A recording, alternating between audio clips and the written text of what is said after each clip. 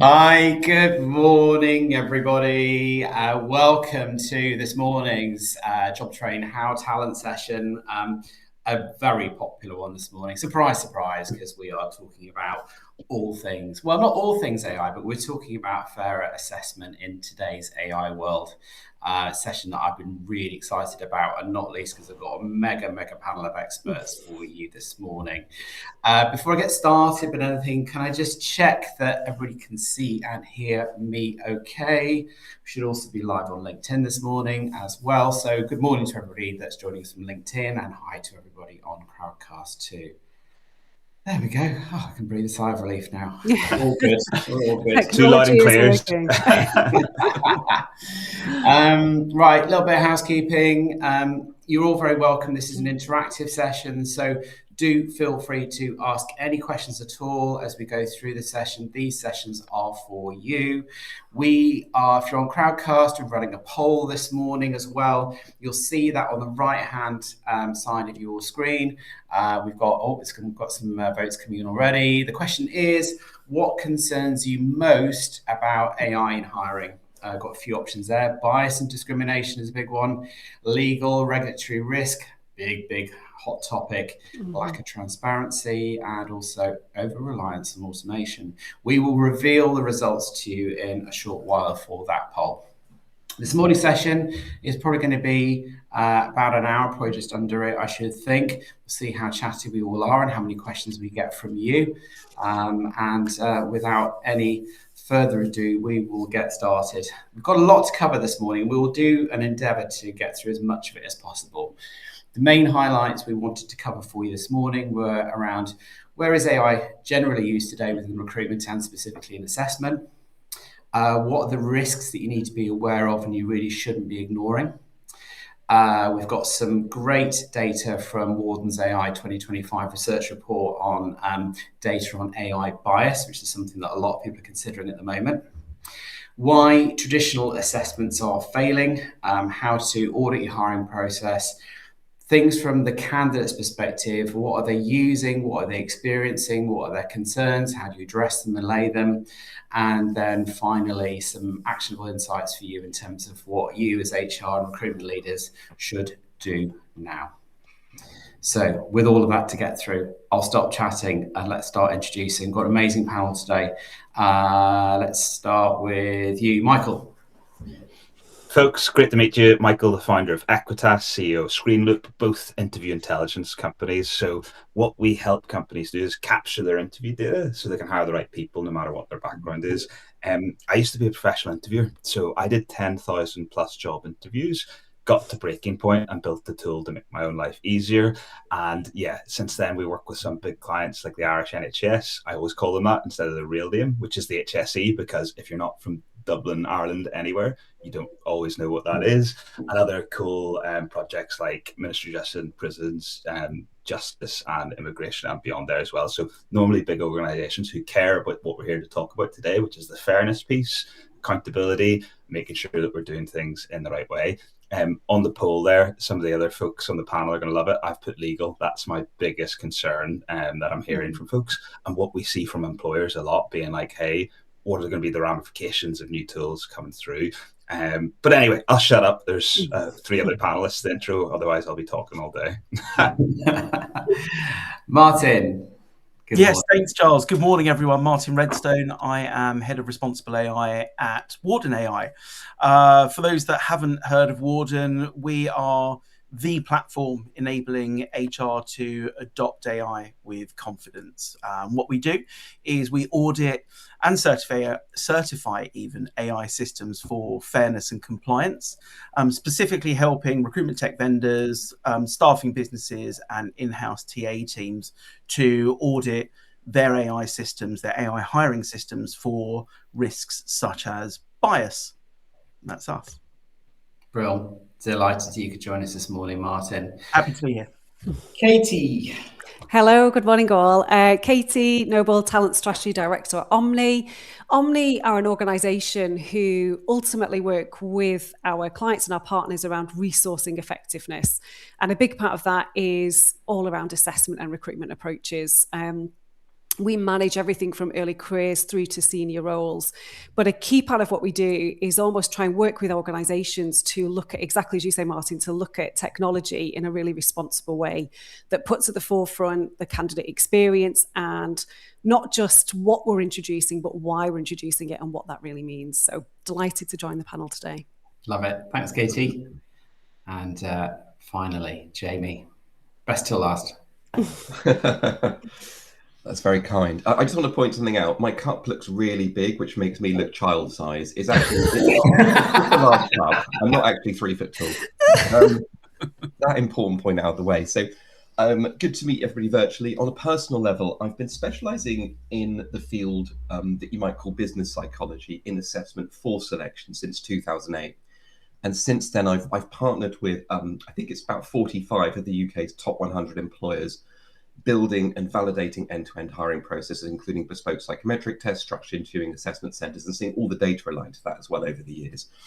And it was really that experience of seeing time and again employers struggling to build hiring processes that truly delivered, that were bias-free, particularly with regard to psychometric testing, that led to Neurocite being founded. After 3 years of R&D, we launched in 2022. And in a nutshell, we combine advances in neuroscience with psychometric testing to build bespoke, enterprise-grade online assessments that identify talent without bias in about 5 minutes and are fully resilient to candidate use of AI. And I've just realised last week that we're the fastest growing provider of psychometric tests in the UK, apparently. So that was nice to hear. But being on that front line, I feel like we're kind of on the coalface with our customers, and we're seeing a lot of data. We're seeing how they're navigating the AI landscape, having a lot of conversations which are both insightful and concerning in equal measure. So it'd be good to dive into the topics at hand today and explore what's really happening out there and what we can do about it. Amazing. Thanks, Jamie. For anybody that doesn't know me, my name isn't Jobtrain, it's Giles. That's my doing this morning. For some reason, I got prompted to add a name, and the first thing I thought was Jobtrain, which is probably not a bad thing, because I am Giles and I do work with Jobtrain. I am Director of Strategic Development, covers a multitude of sins. I've been in the recruitment industry for many more years than I care to remember. I've been with Jobtrain for coming up to 24 years. We're a UK-based ATS working with a huge range of different organisations across NHS, care, government, retail, engineering, facilities management, charities, you name it. From a personal perspective with Jobtrain, we've been on our own route as we have aimed to become an AI-first business. And as an AI-first business, that is both in terms of our internal operations and how we basically go about our work day to day, as well as our product as well. I think because we do work with quite a lot of public sector organisations, we've certainly seen them start to feel the pain, if you like, with candidate behaviour. We're all adopting generative AI today. And I think traditionally public sector assessments or application forms have had those scarily big text boxes, personal statements, all the rest of it. And surprise, surprise, they lend themselves very nicely to a quick copy and paste job via ChatGPT or Claude or Gemini or pick your poison if you like. And they're seeing a huge influx and basically carbon copy applications, CVs and things, which is causing quite a lot of frustration, concern and what have you. And it's interesting that from a Jobtrain point of view, for many years now, we probably haven't seen our customers harness online assessments as much as perhaps we'd like them to, because we see the huge value from them. And certainly not actually third-party testing platforms.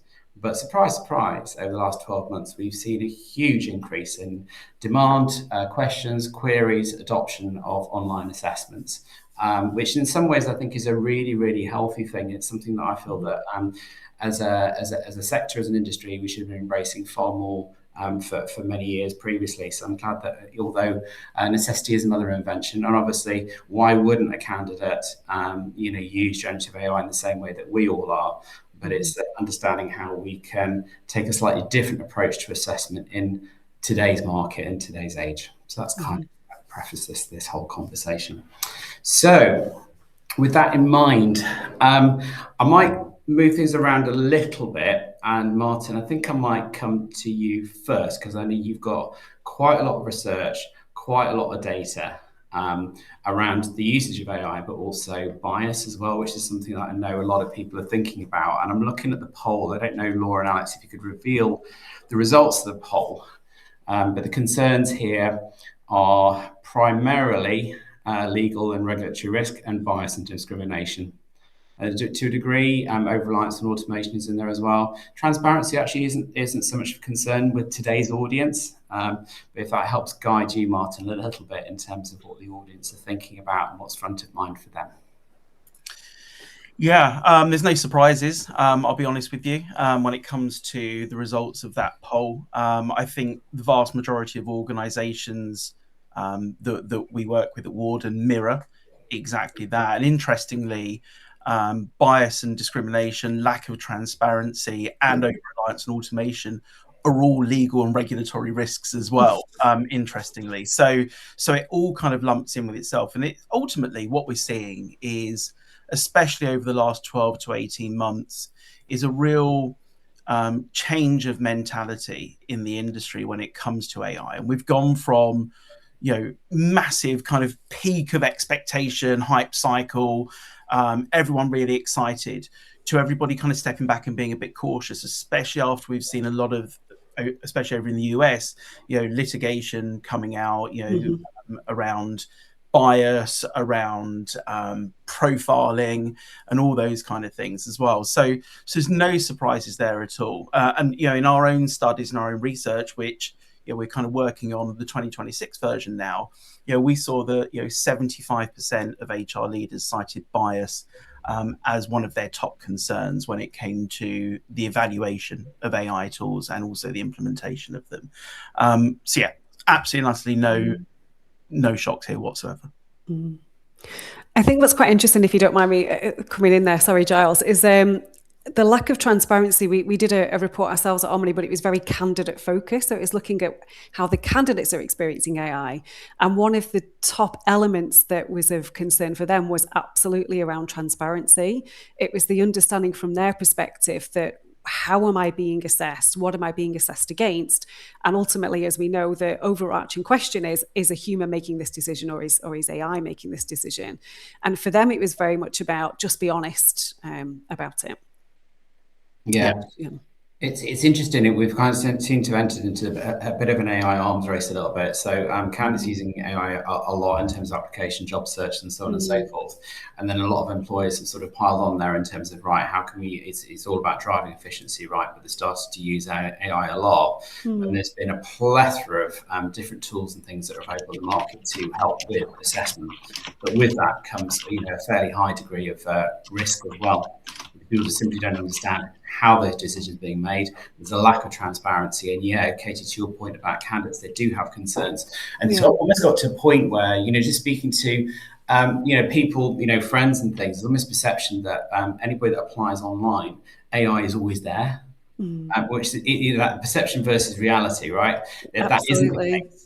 But there's almost a perception now that AI will be being used to make decisions, will be being used to score applications and things. So we kind of need to break through those or demystify a little bit. And that's a responsibility for us within the tech industry, but also for employers as well. But there are risks. And I don't know if perhaps we talk about those right now in terms of demystifying that for people that are here on this call and understanding, what does good AI look like versus bad, if you like.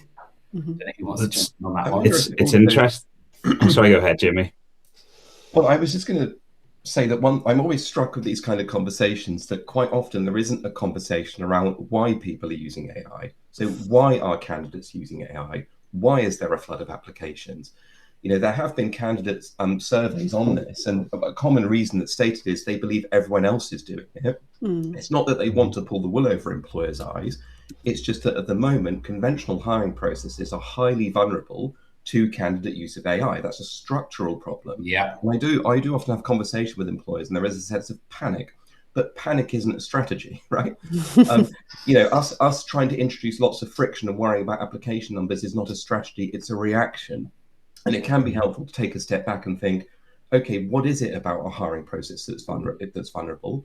Why are candidates using AI? Why are these elements vulnerable? And what can we do as a strategy to change that? And it all begins, of course, by who do you need to hire, and what kind of skills, behaviors, traits do you need them to display in the hiring process, then what are the best tools to measure those? And I think that more strategic conversation is a really helpful starting point, because quite often when we engage with employers, they'll have a conversation with an employer who's potentially considering working with us, and they'll say, oh, we want this kind of test, we want that group exercise, we want this kind of interview. It's like, great, that's fine. Why? Right. We'll always start with the why. Yeah. What people are you looking for? What skills are you looking for? And that can then determine tool selection. And then you can ask the question, well, are these tools going to be resilient to use of AI? And also, of the tool selection, are we going to lean into tools that maybe use AI in some way, shape, or form?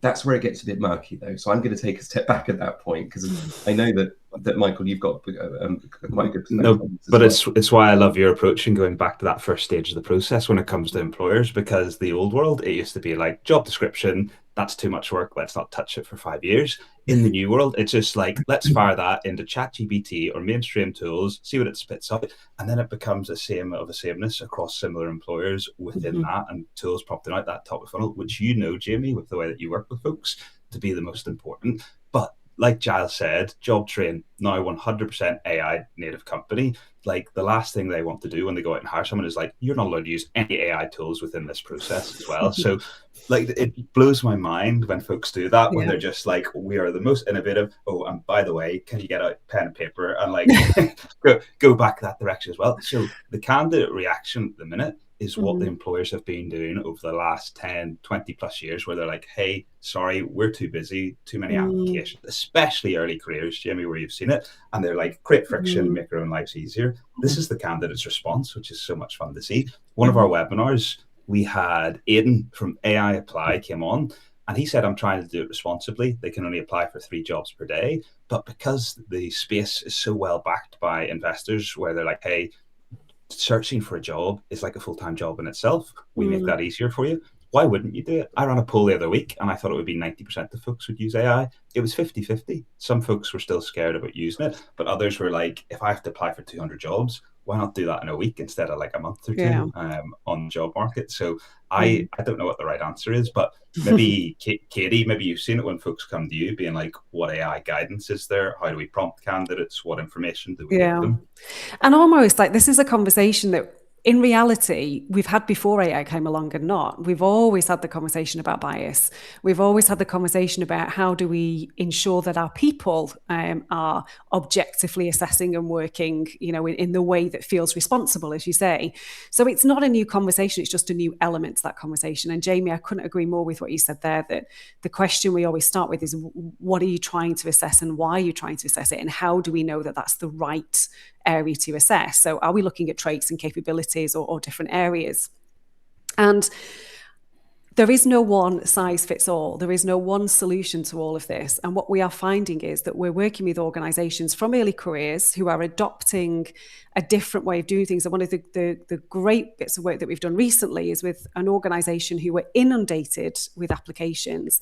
And we had to look at a way that took them away from that traditional SJT approach that had lots of adverse impact and lots of other things that could impact the results at the end, and putting new processes and online assessments that were checked rigorously. That wasn't just a one and done and there we go, we launch. Every single time that a role was applied for, it was looked at and analysed. And that's really, at the moment, the only fair way that we can do this, because ultimately we can create and we work with some great organisations around online assessments and different type of assessment approaches, but it's got to be the rigour you put into checking and updating, and also, again, making sure that the people you're working with are trained, because that doesn't stop with just making sure your AI is bias-free. It's about every stage of that process as well.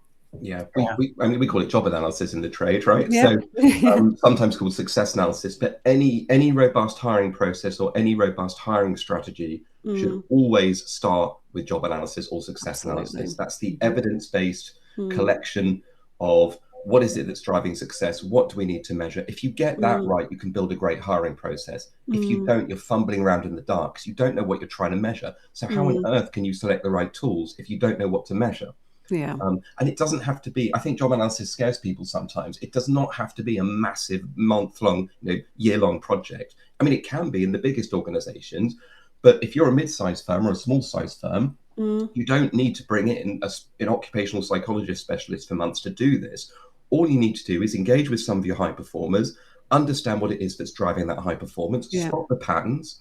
That will be culturally driven partly, but in any organization, I can guarantee, having done job analysis in well over 100 companies now, I can tell you that there will always be common drivers of high performance in any organization, no matter how complex. Think about things like accountability, right? Don't blame others when things go wrong. You probably always want that, right? The capacity to work well with other people is probably something that you always want. A bit of diligence, a bit of conscientiousness is probably something you always want. Well, there's three things already, right? So in any organization, there'll be common threads that drive high performance, capture them, define them, and measure them. And I'm going to give you a little spoiler alert.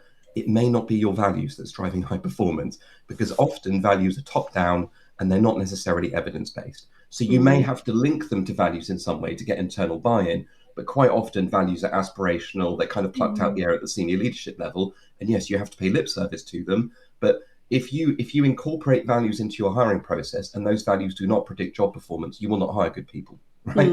So always take that really robust evidence-based approach to what is it we need to measure. If you do that groundwork, you can then build that success framework and have a clearly defined route to building a really good hiring process. But Katie's absolutely right. If you don't get that right to begin with, you are fumbling around in the dark, and it doesn't matter what tools you pick, because you'll be measuring the wrong things. Absolutely. You mentioned some of the most common ones in the old world, Jimmy. What about with AI? And Martin, you've seen this with previous companies and things that you've been doing, like GNSS. Folks must be willing to fail so much more with the tools that you're using and what's going on. So is that coming up time and time again with what companies are looking for in new people, AI fluency?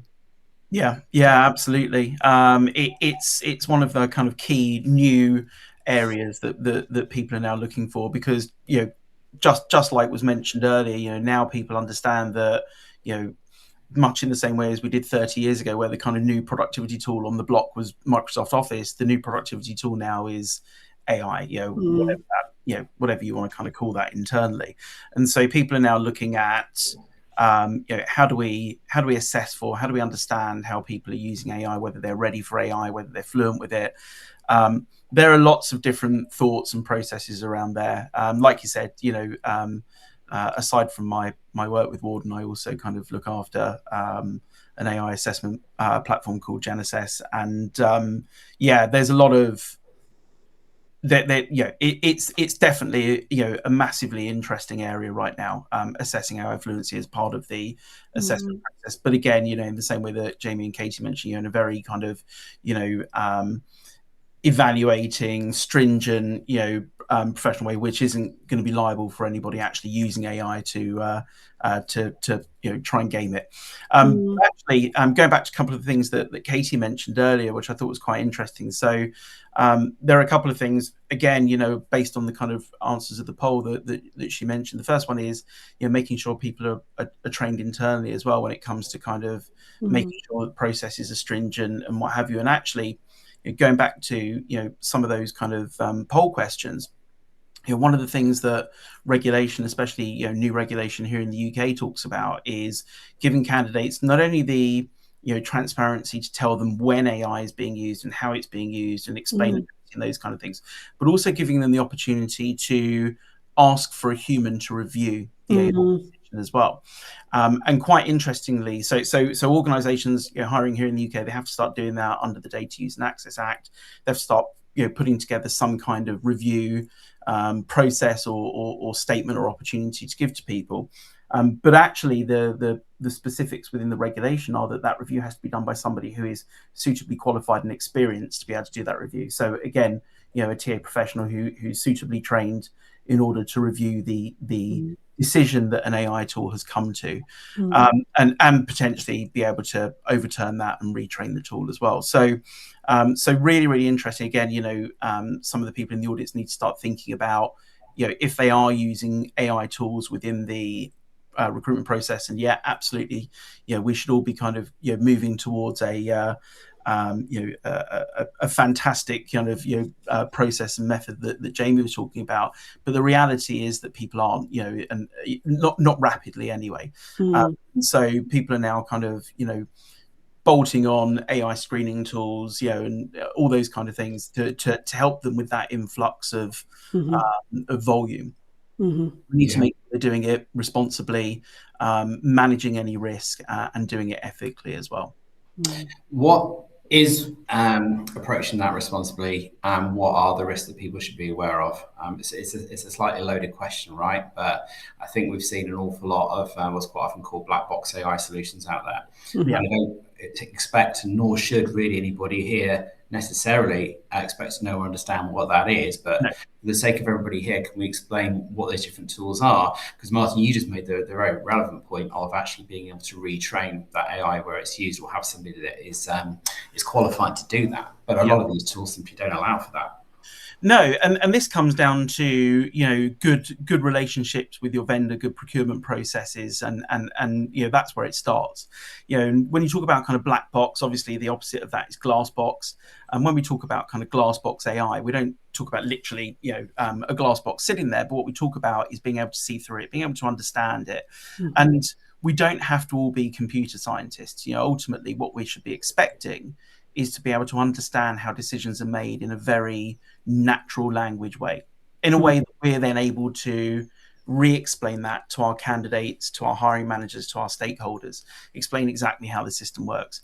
And that doesn't mean that vendors have to give away all their secret sauce. It just means they have to be transparent with that. And whether that is we have our own, keyword matching, we have decision trees, we plug into ChatGPT's API, whatever it is, they need to kind of be able to explain how that works and explain how the algorithm works. So that's the first part when it comes to black box versus glass box, and that's the most important bit, is explainability and transparency. The second bit, obviously, I can't be on a webinar without talking about the risk of bias. We've been, as Katie said, we've been doing this for years, and I know, Michael, you've been a huge kind of proponent of removing and reducing as much bias in the application and assessment process as possible. But ultimately, through our own research, we know that approximately 15% of systems that we've seen out there do have some kind of bias, and they don't meet the threshold. The internationally agreed regulatory academic threshold for bias. And so it's important to understand where that impact is, who it's impacting, be able to remediate that and improve that in your systems as well. So that's kind of obviously one of the major things. There are lots of other things that, again, we need to talk to vendors about and developers about. Ultimately, AI ranking tools can move and change their ranking over time. So somebody who was top place on a rank today might not be top place next week or the week after. So how are model drift being managed? Lots of risk involved, but it comes down to asking the right questions at procurement time, a good relationship with your vendor as well, even through to can we overwrite can we override a decision? Can we retrain the system? And in the same way almost that we asked very similar questions that we've always done, like how is it validated, how is it tested, how is it looked at, what does that mean? And actually we've made a decision to move away from some of the technology that's introducing some of this, because we're, like everybody, we're waiting with anticipation and we want to embrace this, but we've got to do it in a way that feels really responsible. And so we've made a decision, for example, with one of our organizations to remove video interviewing, because some of the tech didn't feel like it was going to quite, even though it's great, sounds great, didn't have the validation that perhaps we were, wanting at that point. That doesn't mean that that's not going to come, and that could come very soon, and hopefully it will. And it means that almost, I suppose we've touched on this already, but we're constantly looking and constantly assessing and constantly changing. And that's what we've got to be able to do. The decision that we make now for a process might change in 6 months' time. Yeah. And it is that constant review, going back to the job analysis, looking at what we're doing and why the program, the process, the assessment we put in place is still valid. But again, we've always kind of been doing that in some way. It just feels that now there's more of an intensity to it and more of a need to it. And perhaps that is because, and exactly as Paul says, that is because of risk, that is because of legal considerations, but it is also that transparent element as well. Yeah. We are in a market at the moment where some of our roles we're being inundated with applications, and that's something that we need to address, absolutely. But it still needs to be addressed in a way that feels fair. Yeah, well, I agree. And sorry, just to kind of one more point on that, I just think it's important to note that, one of the things that I come up against all the time is people saying, well, AI just, automates and enhances the bias that humans have in the data it's trained on and what have you. And so, one of the things I do want to say is that actually our own research shows that AI can be in some cases up to 45% fairer for women and racial minorities. So this kind of concept of AI is just endemically more bias than humans isn't correct, because ultimately it's easier to retrain data than sometimes somebody's unconscious bias. Yeah, I would agree with that. It's what folks talk about with human in the loop, and like completely irrelevant to hiring, but they said that the most accurate form in terms of like radiographers wasn't just AI, it was then plus the right consultant reviewing. So that's the model that we should work towards with human in the loop. But what Katie was talking about there about different tools, because we're all vendors, we probably see them firsthand. Katie, you especially, because you work with so many as well. And one of the answers at the minute, like I'd love to know what the audience thinks here, or if they've heard about it, or if they've seen it. Voice AI for interviews now, obviously overlapping in my space, so I'm massively biased with everything that I'll talk about here. But for me, it's back to that question: why would you do this? Because is it what candidates want to be interviewed by an AI? Is it just a replacement for one-way video interviews? And then it's something I know Jamie's super passionate about talking about with the tools that candidates use. If there's no longer a human in the loop there, can they just completely game it and have like prompts, scripts, everything up ready to go to get through to that next stage? And then it's not the right candidate, it's the person who's got the most money and then tooled up and can actually have like a negative socio economic impact on the type of candidates that you're hiring coming through. But that's it. Why should we do it? Like if you come back to candidate experience, some of these tools won't be a fit. And then in that space, Martin, I agree with you that there is times it can be fair if it's based on content, not what someone looks like.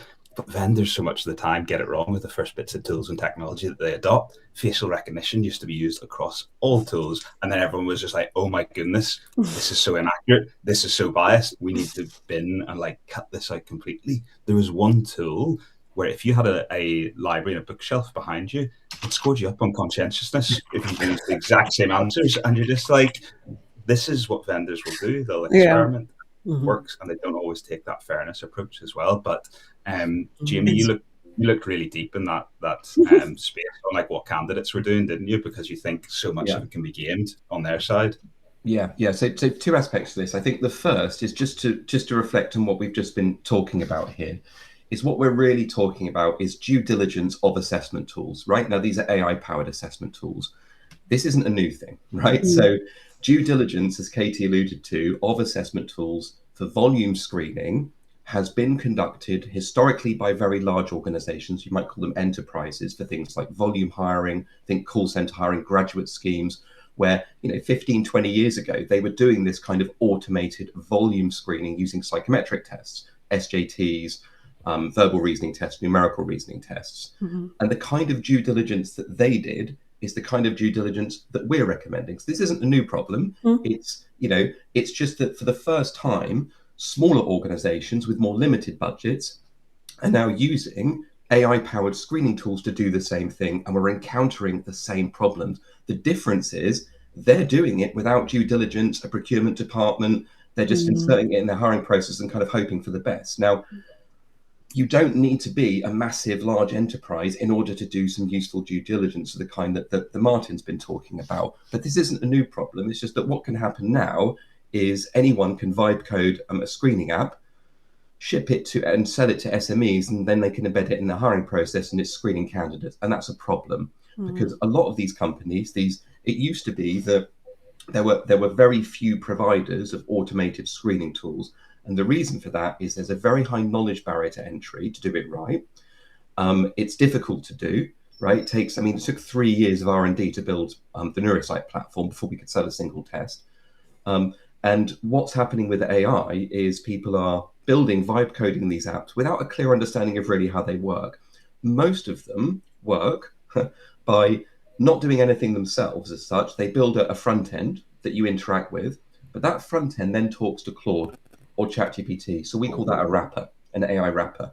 Mm-hmm. And it's just worth reflecting for a moment on why that is a problem.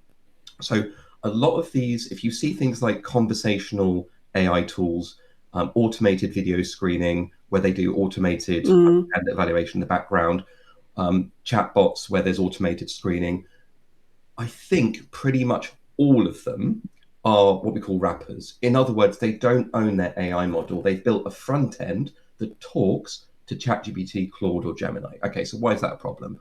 It's a problem because absolutely none of those apps will be compliant with the EU AI Act. None of them. They can't be. The reason they can't be is an LLM like Claude or ChatGPT cannot explain its reasoning or decision making. It doesn't know why it made the decision. They're basically fancy word predictors, but there's no actual reasoning going on in the background. They're very good at looking like they can reason.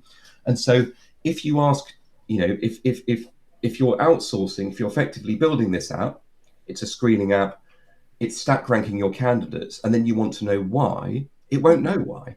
It doesn't know why it's made those decisions. It's just a fancy word predictor. That's what LLMs are. So any application of any kind that uses an LLM like Claude or Gemini or ChatGPT to evaluate candidates and arrive at a recommendation or a stack ranking is never going to be compliant with the EU AI Act because it doesn't have explainability behind it. In addition to that, there's another really serious consideration, which is that the vendor is not in control of the model. They're not in control of the AI model. And we've all seen over time how ChatGPT has changed, right? How it gets sometimes better, sometimes worse. And even at busy times of the day, these LLMs can take shortcuts and do less reasoning because there's lots of people using them, which lowers the quality of the output.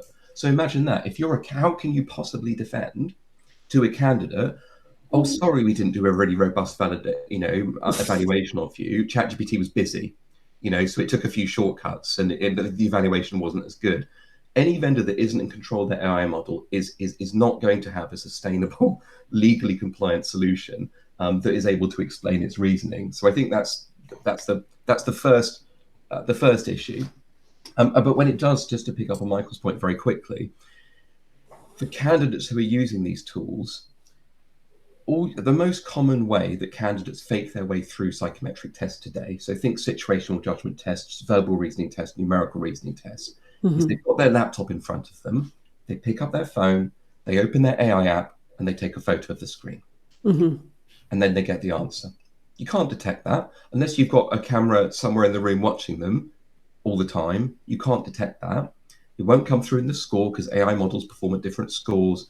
It won't come through in the time taken because AI models take time to think. So it's very hard to detect. And the issue from a bias perspective is that the use of AI tools is not evenly distributed.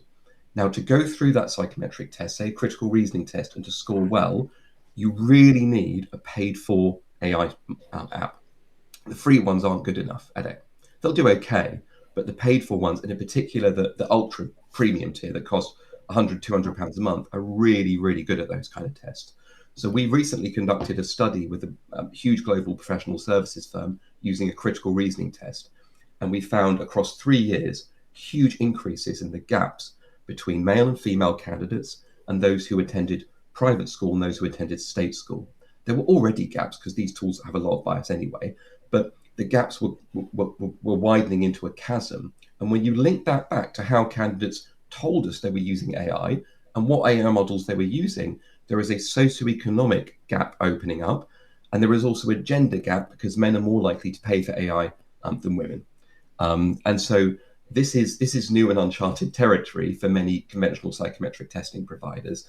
And if you have a hiring process that's vulnerable to use of AI, then you're going to see over time increases in that existing bias over time. So it's not just a crisis of authenticity, it's a crisis of fairness.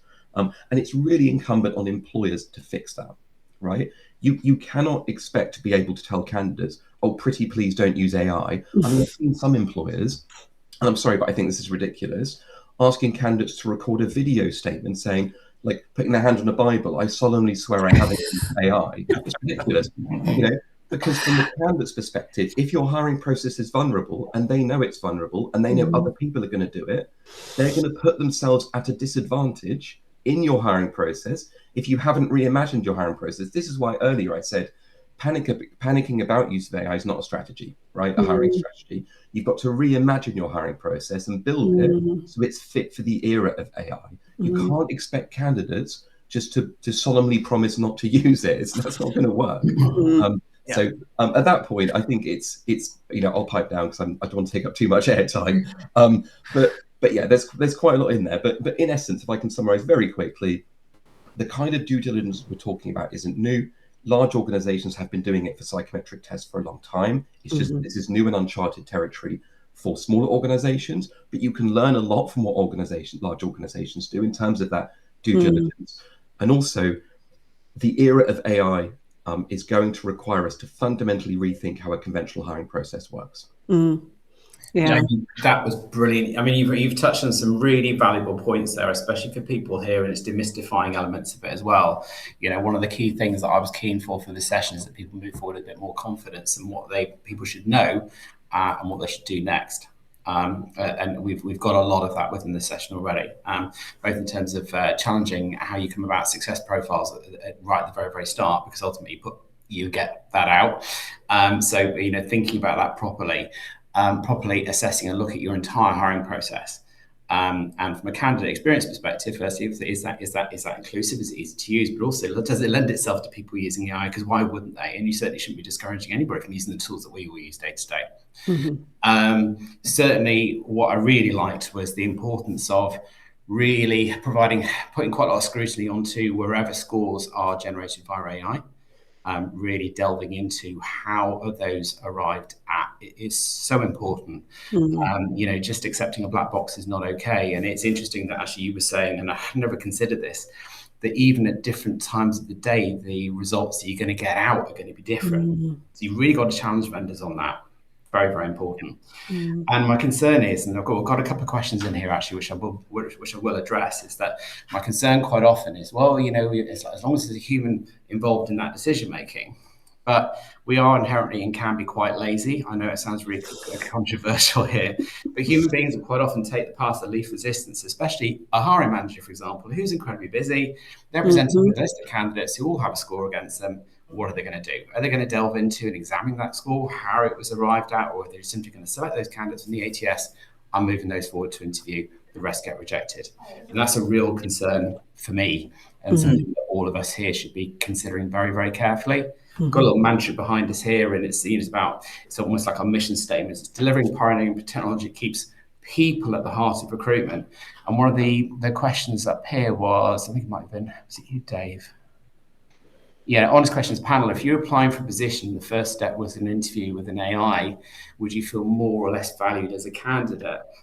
And I think ultimately we've got to recognize and examine where can automation be really positively implemented to take away admin, the grunt work about the recruitment process, to open up the opportunity to concentrate far more on human relationships, human contact at the right point. For my mind, I feel less valued as a candidate. Differently, Michael's probably in my camp. It's a tricky one, and there's probably no easy answer to it. Well, let me give my kind of thoughts behind it, because I'm probably, I think most people in our industry would probably be on in kind of yours, Giles, and Michael's camp on this. But my thought process is, and it was a question that was posed, I think, by Jamie right at the beginning of this conversation, is we have to think why we're already here, why we're in this kind of state. Ultimately, and that's because we have a breakdown in trust and value in the recruitment process. And what I mean by that is, for so many years, the biggest moan that we hear about the recruitment process is ghosting. It's, I keep getting told, spend time putting together a specific, CV or resume for this role. I spend hours on it, I perfect it, etc. Finally do my application. And nothing, Nothing, zero, don't hear anything. And if I do hear something, it might be a week later, a month later. I see horror stories of people getting rejection emails years later after application. And so that's been the biggest, I suppose, candidate side complaint for a very, very long time. I've not been in as long as you, Giles. I'm just hitting just up to 21 years now. So but for as long as I can remember, that's been the biggest complaint. And now what we're saying is we have an opportunity to let everybody have an opportunity and everybody to have a say. And yes, granted, that is with an AI system, but as humans, it's impossible. If we did, if we looked at every single application, let's say we spent on average 8 to 9 minutes looking at every application, including potentially doing, setting follow-ups, updating the ATS, etc. That's 53 we could do a day if we didn't take any breaks, which is what, 265 a week or whatever it works out as. And so, we can't do that with the number of applications we have and the number of requisitions we have. We just can't do that. So like you said, we use the tools that are available to us, automation, etc., but we have to do it properly, responsibly and ethically. But I don't understand why, and this is why I said I would find it, would I feel more or less valued? I'd feel more valued because I'm being given an opportunity to put myself forward rather than just falling into a black box of ghosting and never being heard of again. So for me, that's where I come from. I think to myself, we've got an opportunity to fix one of the major complaints that we have, as recruitment professionals. Let's fix it, but let's do it properly. I think it comes back as well to the point that we've kind of touched on, which is around the transparency of it. It's the detail behind, because yes, you're right, we want to give everyone an open opportunity, everyone a fair opportunity, but to do that we need to say this is what's happening and why it's happening. The report that we did showed that candidates at this point are, I think it was 42% trust AI-led hiring than human-led hiring. So there is, which there always is in all of this, perception versus reality. So the perception right now is that a human is going to make a more bias-free decision than AI. So we have a job, don't we, in talent acquisition, in whatever role we have, to demystify that. So actually, if I'm going to use another tool, how am I going to use it? How has it been validated and what does that mean? And Jamie, I know exactly what you're saying there, that not everyone has the big budgets to do all of this and put the rigor behind it. But there is almost a responsible area here that if you don't, then should you be doing that? And should you be implementing this? When we talk about hiring processes and we talk about face validity, predictive validity, we're never going to rely on one area for an assessment process anyway. The real judgment comes from what we know to be is a structured interview, is probing in how we do things and what that actually looks like. What we're trying to do is just make sure to get to that point feels like a fair and open process. But I think we have to understand that the perception right now for candidates is a human is going to make a decision. I feel more confident in that human making a decision than AI. So we have a responsibility that if we don't believe that, what are we going to do to change that perception? Yeah, I agree. And that could well change in 18 months, but that's the reality of where we are right now. There's a fear, there's concern, there's a mistrust, and it's our collective responsibility to kind of break through that. We did have some questions. Caroline made the point about it was fairly recent, I think, that the ICO is now looking at automated decision-making tools. What I would say to you, Caroline, is we've covered quite a lot of this. In my mind, when I'm looking at that, I'm thinking, what is an automated decision? And you've got to go to my point before about a hiring manager is just saying, right, here's a load of generated scores. I'm going to select those candidates. For my mind, that is an automated decision. That isn't really a human checking those scores and those results. There's just on that point, without going into detail, there's some. This is why. So I'm actually. I was one of the people that organised the next sit down between the Association for EdTech Professionals and the ICO, because their latest advice on automated decision making and the hiring process was probably wasn't great. I'll be honest, and I've been working kind of on the kind of definition of automated decision making versus execution for so many years. So I'm leading a roundtable with the ICO next month to really define this and bring out some decent guidance. That's what vendors will say in the space as well, Martin, is, it's fine because there's a human in the loop, and have that as a catch-all. But is there really? Is it like yes, no, less than 1 second? Well, exactly, and the ICO argues that if it's no good just kind of auditing top 10%, bottom 10%, and check and kind of checks and balances.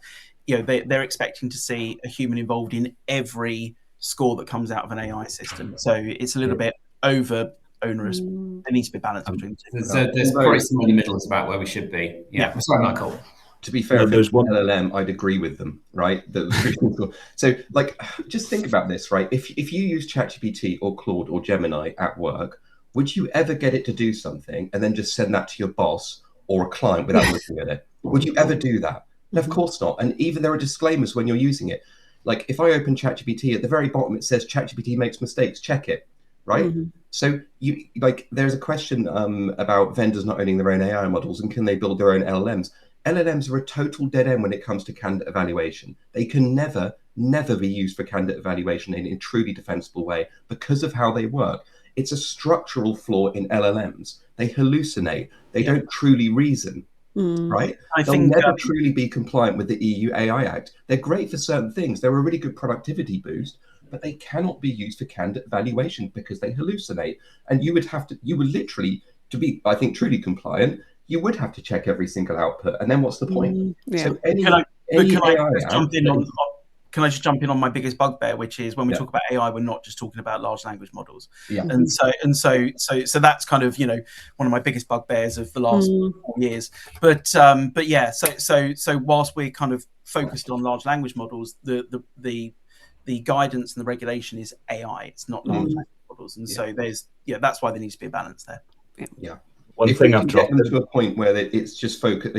If they say that you have to check the output from every LLM, then that would be a nice starting point, because I think it's going to be guidance, right, as opposed to regulation.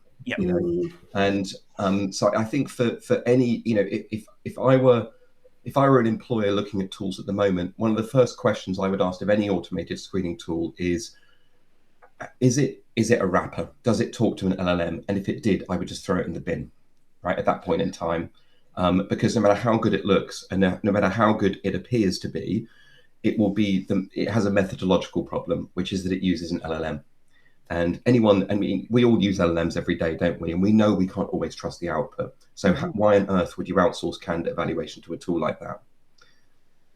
Yeah, I agree. I mean, speaking personally, our approach around assessments, and I'm a huge fan of properly validated assessments, but the reality is that employers need to find ways to more objectively assess candidates, and especially at volume as well. And our approach is slightly different. And this is where it's important to get your success profile or your people profile correct.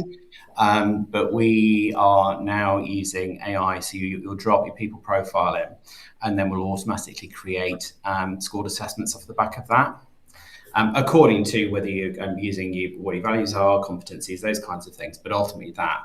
But then you have a scored assessment form with multiple choice answers with weightings or scores behind them. The human checks that assessment that's automatically been created, but a lot of the legwork is done. But then every single candidate is then applying for that role is completing the same assessment. Then the raw scores that come out at the end are hard scores, and they're all being objectively assessed against the same assessment form and the approach for assessment. So we're still using AI, but it's just doing it in a different way. So there's different ways of looking at this in terms of how you positively harness automation, positively harness AI. So yeah, that's the approach that we're taking, because we looked at using large language models and what have you, using Gen AI, and we just weren't confident at all. There was just far too much risk, far too much inaccuracy, and we just weren't happy to move forward with that. And from a new biz perspective, we're going out and talking, everybody's like, well, this tool has AI and we want AI. And it's just like, why? What is the specific problem you're looking to solve here? What is it you're looking to achieve? There are lots of different ways of achieving it, and we're huge fans of AI within Jobtrain, but it's just it's not necessarily a panacea for everything. And I think if we've learned something through the course of this conversation, it's about challenging your approach. Who is it you're looking to hire? How is that validated? Challenging your process as well, and making sure that it's completely rethought, because you're right. I think naturally, we're probably guilty of this, or we have been before now, is using the same process over and over again. All that process hasn't changed for years. The world has changed fundamentally, and so does our thinking and our approach to how we look at recruitment, for sure. Yeah, and it's not that we shouldn't use automated decision-making tools. It's just, how do those tools work, and what do we mean by AI? What's actually sitting under the bonnet? If they're explainable deterministic algorithms that lead to a really good outcome, that's a good thing, and it can be much better than human judgment. I noticed a point from Simon in the chat there around, oh well, AI, and humans have similar issues, and that's true to a degree. Which is why, for many organizations, they don't just use human judgment, like a look at a CV or an unstructured interview. That's why we've spent decades building tools that actually work. The tools that don't work are those that are linked to large language models, right? But there are already a broad range of tools out there that use explainable deterministic algorithms that will fall under the EU AI Act. Look, we build bespoke psychometric assessments that use deterministic algorithms, but they're very fancy deterministic algorithms, but they fall under the EU AI Act. However, we can explain and reverse engineer all the scores with transparency, and that's what you need to be able to do. You can't do that with a wrapper that speaks to ChatGPT, but you can do it with a really well-built, really well-validated tool. So the choice isn't human or LLM, right? That's not the reality of the market. There are lots of tools out there that you can lean into to improve outcomes, improve candidate experience, lean into automated decision making in the right way. But there are also certain tools that would take you in the opposite direction to that. And it's all about due diligence. It's all about understanding how these tools work so you can make the right choice. Yeah, Barry made a really good point here. So should we change the way that we talk about human in the loop to trained human in the loop? And this is about all of us collectively, making sure that we are upskilled, we have knowledge, we have understanding, we've done the right audit to obviously follow Martin. If you need to, people should be going through those kinds of assessments. They should be challenging and looking at the tools that they're using and making sure, is it the right tool for the job? Is it safe? Is it ethical? Is it explainable? All of those types of things as well. I'm making sure we haven't missed anything else within here as well. And that, we work with, I think, around about 60, recruitment tech vendors now, and so, that's part of the good thing about what we're doing is we're helping people prove, the output is, free from bias, or at least bias limited. So it's ultimately giving that proof that people should be asking for of their vendors. They should be asking for, rather than looking at the flashy kind of marketing, and all that kind of stuff. We see it all the time.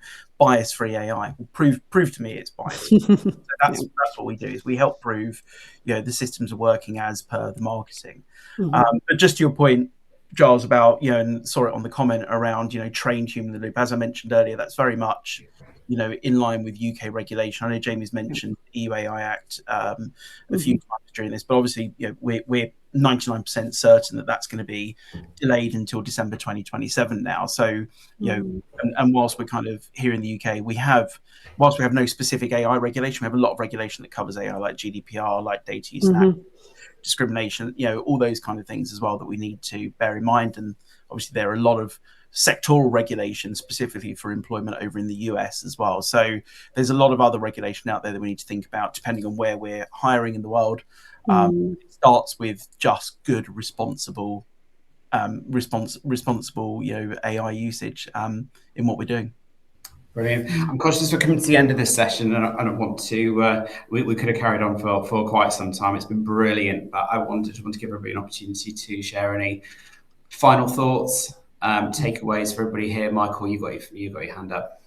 I just pinged one earlier. I'll ping it again, so it's in the chat at the right time as well. One incredible read on over-reliance on AI for folks in TA and recruitment and beyond. Alan Walker wrote an incredible article about cognitive surrender, and we're talking a little bit about human in the loop there. And whenever it's hallucinated and get it wrong, people would still double and treble down, and then their accuracy would go way off. So use are the experts. You've been in this space for really long. Make sure you're still doing that. And the other piece that's come up in Hung Lee and Recruiting Brain Food is skills atrophy. Yes, use it, automate the parts that can, make sure the bits where you can be a bit more human, like interviews towards the end of the process as well, are still there, and train your folks, like Katie said, but don't rely on it to the point where you could automate yourself out of a job. Yeah, very true. I think there's so many things that we've covered here, right from it starts, like we said at the beginning, it starts with the design, it starts with understanding why we're doing it, not just how we're going to do it, but why we're doing it and what does that actually look like. I think there's definitely something around we've got to keep redesigning what we're doing. We've got to keep validating and checking what we're putting in place and why we're doing it. We've also got to recognise that this is not going to be a one-size-fits-all solution for every organisation. Our recruitment process might look with one organisation very, very different, but that's the best, fairest and more responsible way of approaching this. I think, as we've said, where we're using AI, actually let's check we're using AI. I think sometimes people are using assessments and systems that actually they've always used, but now we keep using them in a way that, now that's AI making the decision. And no, it's not. It's been the same for however long. So let's actually really understand what's in place, why it's in place. Let's make sure it's valid. And if we're not sure, don't just rely on it. Let's make the decision to take some more time.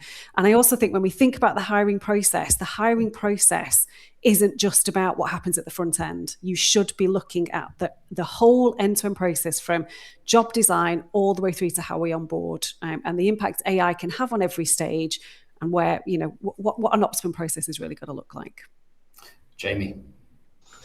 Panicking about AI and application numbers is not a talent strategy. Okay, so take a tagline. Like I know we're all in the thick of it, but there's a book in there. So take a step back. Ask yourself what you want your hiring process to do, what you want it to achieve.